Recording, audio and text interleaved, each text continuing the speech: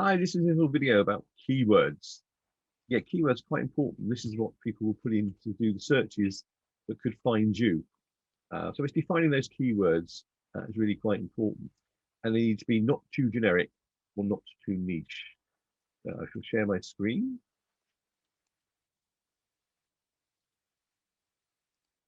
There we go. And what we're doing is we're looking at the good old LinkedIn search at the top. So, if you're a web designer, let's say, put web designer into the search, hit the return key, hit lists, put it onto people, and it will actually tell you there are 2.58 million people. It's a rather large pond to swim in. We don't want to be swimming in that sort of pond. So what we can do is actually put that into the fact that we're in the United Kingdom. Let's make it local. And it's still 143,000. That's still quite a big pool.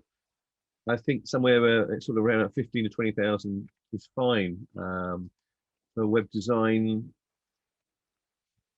I'll put the words specialist in front of it. Or if you've got a certain area in which you do specialize in, just by putting that third word in, down to 24,000, so we're heading in the right direction.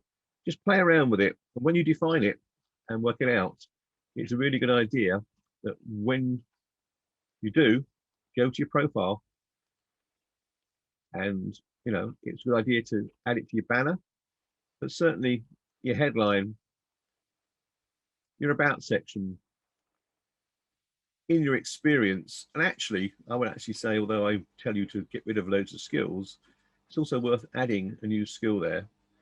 LinkedIn will see this constant thread of this keywords throughout your profile, and that will help you with your search results. Oh, stop sharing now. Hope you found that useful. Any questions? Drop me a line.